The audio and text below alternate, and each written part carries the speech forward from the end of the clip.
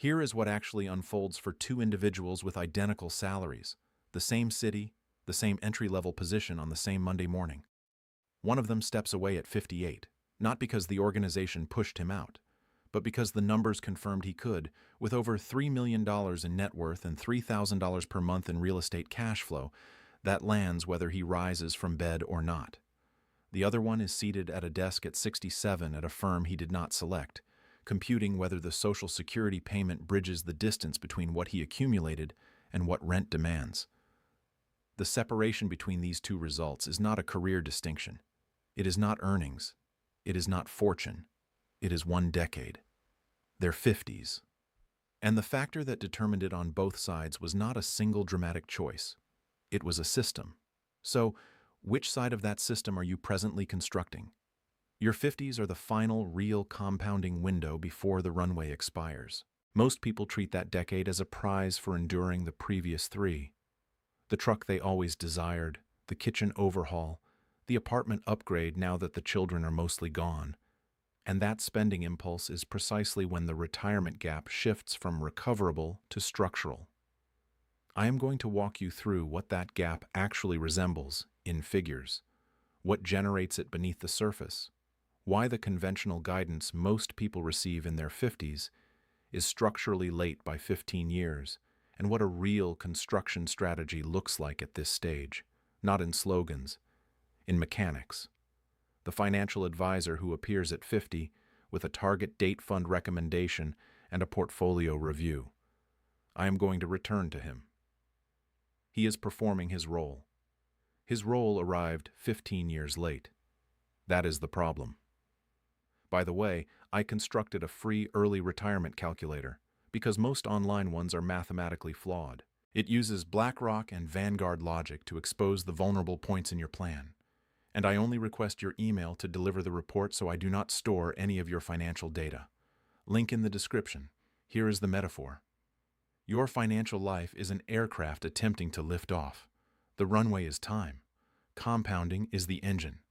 Every decade you spend constructing, investing consistently, reducing structural debt, creating income streams before you require them, you are laying runway behind you and generating airspeed. By your 50s, you cannot lay down more runway behind you. What exists is what exists.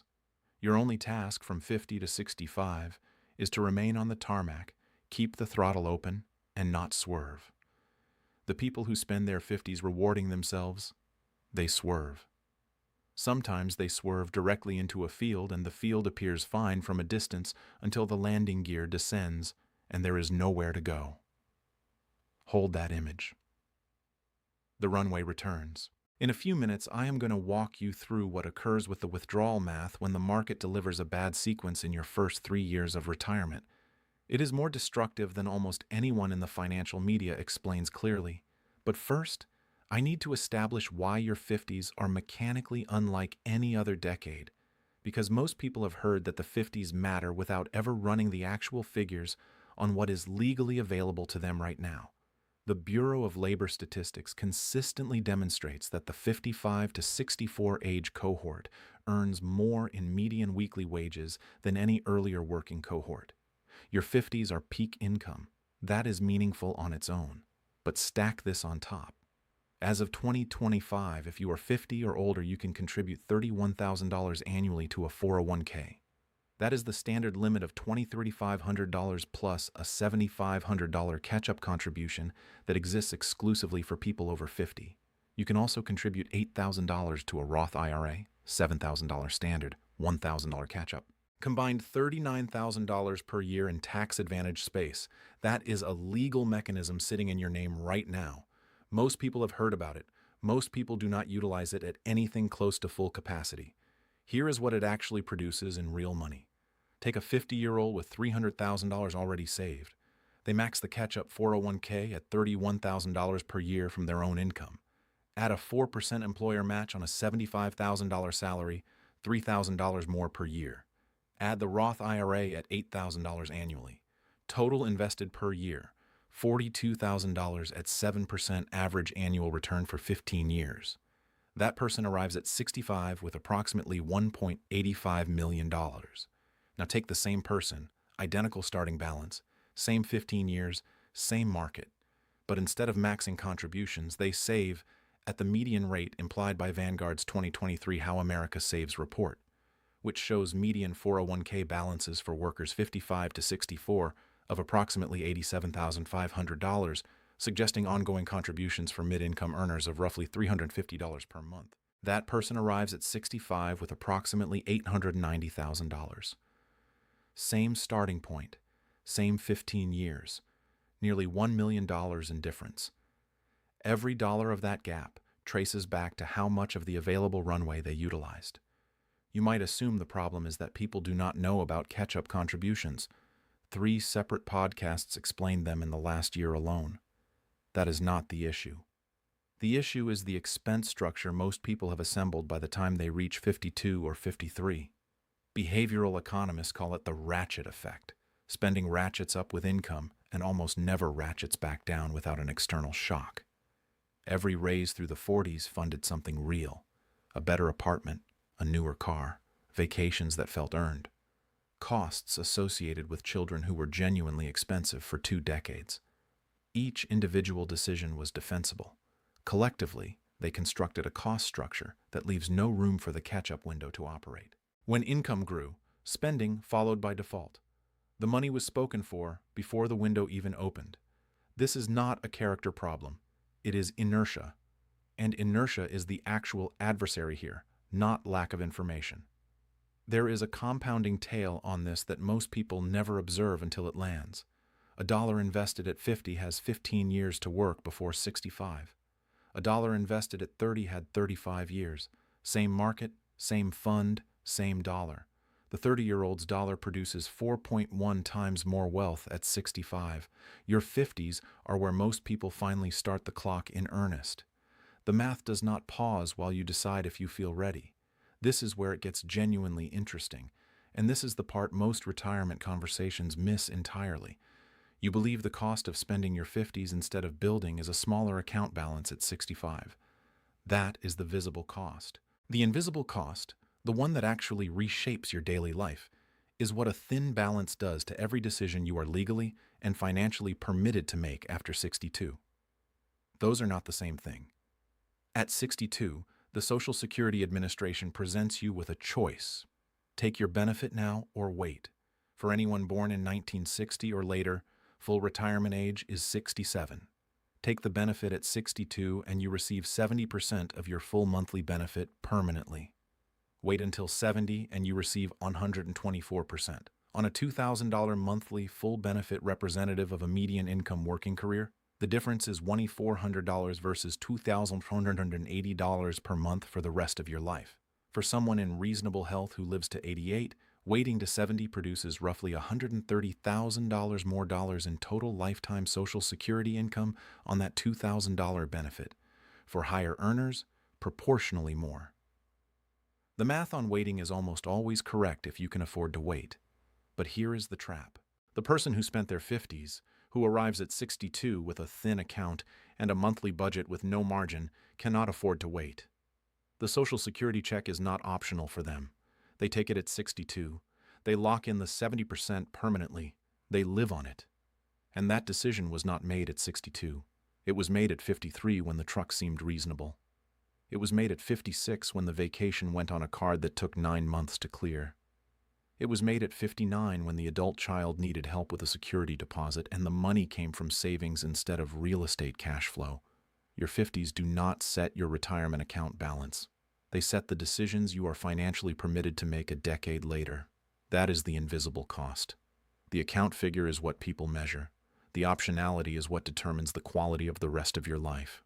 By the way, hit subscribe if you are finding value in this. Otherwise, the algorithm may genuinely never surface these videos to you again. Let me provide you a parable. A man I will call Henry. 30 years as a project manager for a regional construction firm. Solid income, consistent career, genuine work ethic. His philosophy about money was uncomplicated. He worked hard. He deserved a good life. And he would figure out retirement when he got there. When he got there, turned out to be 57 when a corporate acquisition eliminated his position. 11 weeks of severance, $8,200 after taxes. 401k balance $62,000. Monthly mortgage $2,400. He found a new position in 6 weeks, $14,000 a year less. He told himself it was temporary. He would make it up. Things would normalize. At 62, the Social Security check became structural to the monthly budget. He took it early. 14 months later, the equity market pulled back 18%. His 401k, which he was already drawing from monthly to supplement the income gap, fell from $89,000 to $72,000 while he was making withdrawals. He did not get to choose the timing. Nobody does. Henry is not a failure. He is a system story. The system he constructed through his 50s was optimized for comfort and present standard of living. It was not optimized for optionality. The capacity to make the better decision when the better decision requires a financial cushion and the patience to wait behind it. Optionality is what permits you to decline Social Security at 62. Optionality is what permits you to hold an equity position through a bad market year instead of selling at the bottom to cover rent. You construct optionality in your 50s, or you discover its absence at 63, and you find out which scenario you inhabit when the market decides to test the architecture you assembled. Now, let me show you the other side of spending your 50s. Because when I say spending your 50s, I do not always mean a second home or a boat. Sometimes the drain is quieter than that. Sometimes the most expensive thing you purchased in your 50s was a pattern. The Kaiser Family Foundation tracks employer-sponsored health insurance premiums every year. In 2024, the average annual premium for family coverage was $25,572. Your employer covers most of it. You do not feel it move through your checking account. Here is what happens when you depart the job at 60 or 62 before Medicare eligibility at 65. You fund that cost yourself. Affordable Care Act Marketplace Benchmark. Plans for a 60-year-old run between $13,000 and $20,000 annually, depending on your state and your income level. That is between $1,080 and $1,767 per month in premiums before a single deductible copay or prescription cost is added. A couple I will call the Deans retired at 61 and 60 with $600,000 in combined savings. They modeled the 4% rule. The math cleared on paper and they stopped working. What they did not model was the 5-year healthcare bridge to Medicare. Their actual annual healthcare cost premiums, co-pays, and one outpatient procedure averaged $22,000 per year. They had modeled $8,000. The unmodeled gap, $100,000 in costs over 5 years, withdrawn from a portfolio during the exact window when you least want to be drawing at an accelerated rate. They are functional. They work part-time to reduce the withdrawal rate. Functional is not what they planned. That is one hidden drain. Here is another one that appears on almost no retirement planning spreadsheet. The Pew Research Center found that approximately 47% of Americans between 45 and 64 are simultaneously providing financial support to aging parents and to adult children. The average annual cost contributions toward a parent's care, supplementing an adult child's rent, emergency family transfers runs between $8,000 and $15,000 per year depending on the family. Call it $12,000 per year over a decade of your 50s. That is $120,000. At 7% over 15 years, that same $120,000 invested at 50 would have grown to $331,000 at 65. The emotional accounting of helping your family is zero. Of course you do it. The mathematical accounting runs in the background regardless of the emotional accounting, and then there is gray divorce. The divorce rate among Americans over 50 has roughly doubled since the 1990s. According to Pew Research data, the Rand Corporation estimated that gray divorce reduces household wealth by approximately 50% on average because 2 separate households must now be funded from an asset pool that previously supported one. At 55, with $400,000 in combined net worth, a gray divorce exits both parties with approximately $200,000 each. Not catastrophic, but the wealth-building decade you need to execute now runs without a second income. Often with a restructured cost structure, often with legal costs attached. People recover from this. It changes the geometry of the runway significantly. The field gets closer. None of these drains are exotic risks. All three are ordinary American life events that occur with statistical regularity in the 50 to 65 age band. The people who constructed strong diversified income structures through their 30s and 40s, rental cash flow, dividend income, a large asset base can absorb all of them from cash flow without touching principal. The people who did not have to choose between the family obligation and the retirement account, and the compounding tail runs regardless of which choice they make. The gap I am about to show you in actual figures is larger than most people expect. Not because I am dramatizing it, because the math is patient and it has had decades to accumulate. Path A at 50. This is someone who started constructing at 22. By 40, they had approximately $1 million in total net worth. Investment accounts plus real estate equity built through consistent automated investing and multiple income properties acquired over the decade. Over the 40s, with continued contributions and compounding on a growing base, real estate cash flow partially reinvested. They arrive at 50 with approximately $2.3 million in total net worth, roughly $2 million in liquid investment accounts, $300,000 in real estate equity across multiple properties. The salary is now over $100,000 per year. At 50, they immediately begin maxing the catch-up limits, $31,000 to the 401k, $8,000 to the Roth, employer match on top of that. The real estate produces roughly $3,000 per month in net income. At 55, total net worth exceeds $3 million. 4% of $3 million is $120,000 per year. Their current annual spending is $82,000. The surplus, $38,000 per year, is the buffer, the market correction buffer, the healthcare emergency buffer, the gray divorce buffer, the adult child crisis buffer. They have it. At 58, they stop going to the job, not from a philosophy about freedom, from an arithmetic conclusion that held under 3 different stress scenarios. Path B at 50. At 40, net worth was approximately $58,700, mostly a partially recovered 401k and a thin savings account. In the mid-40s, they cleared consumer debt and got more serious about contributions. By 50, investable assets total approximately $240,000. They begin contributing $15,000 per year to the 401k, real effort, not the maximum. At 7% over 10 years from that $240,000 base plus $15,000 per year. At 60, the account holds approximately $580,000. At 4% withdrawal, that is $23,200 per year from the portfolio. Social Security at 62, which the budget requires because there is no other income stream to bridge the gap, adds approximately $14,700 per year on a median full benefit reduced permanently by 30% for early claiming.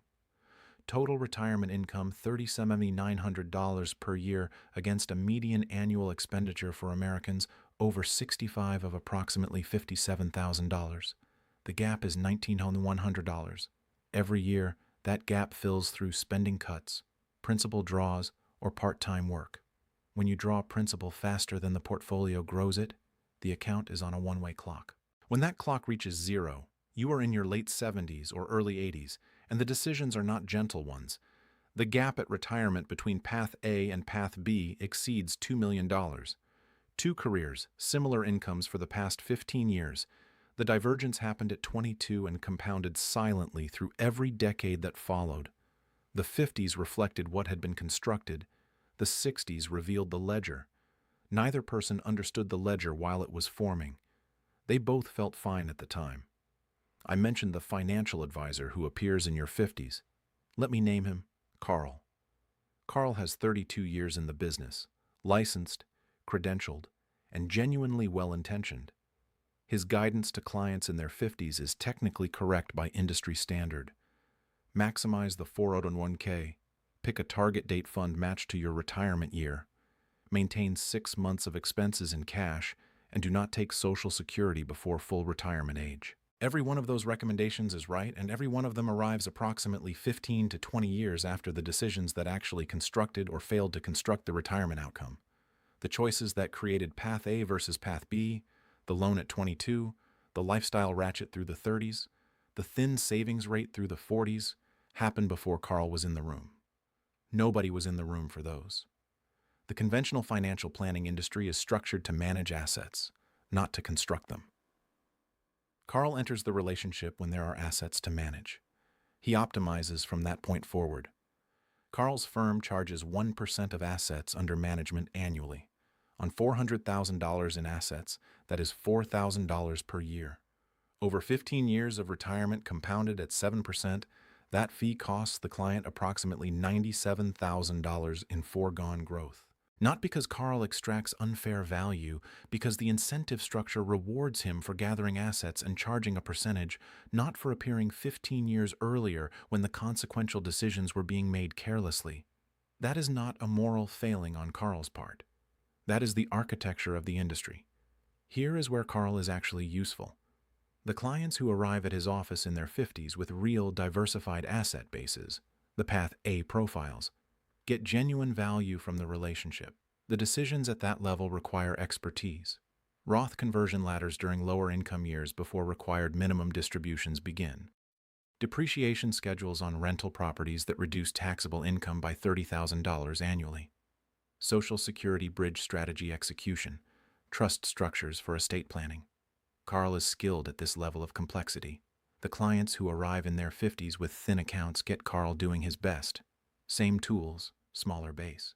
You can optimize a small figure in 100 different ways, and it resolves to a small figure with better tax treatment. Carl knows this. He does not say it directly.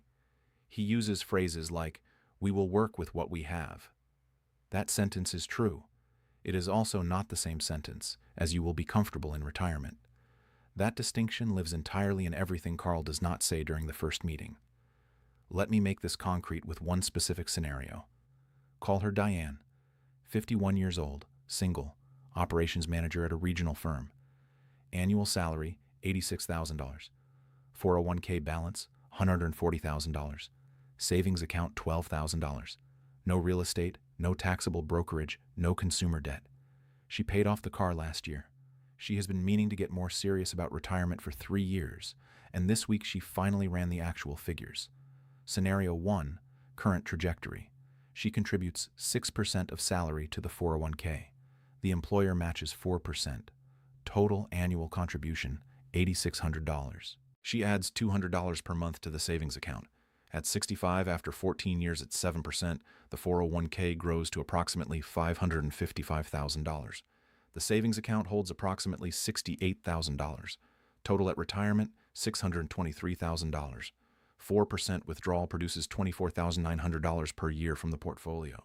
Her Social Security full retirement age benefit based on a career at $86,000 per year is approximately $21,000 per year at 67. Total income $45,900 against $62,000 in annual expenses. She is short by $16,100 annually. She takes Social Security at 62 instead of waiting, which reduces her benefit to approximately $14,700 per year. Total income drops to $39,600. She cuts annual spending to match that. That is a $22,000 reduction from her current lifestyle. The math holds.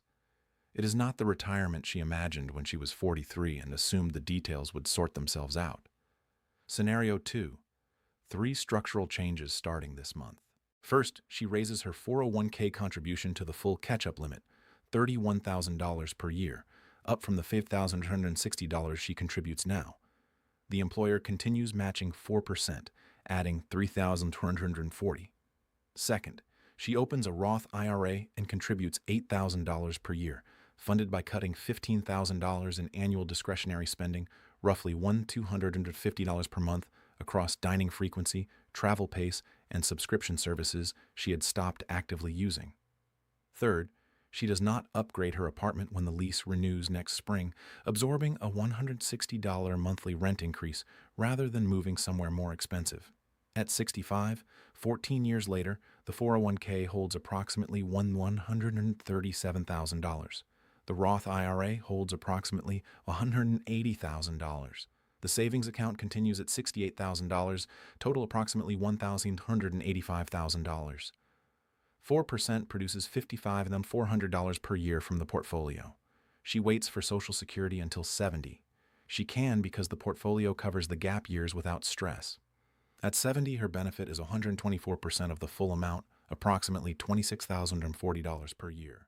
Total annual income at $81,440 against $62,000 in expenses.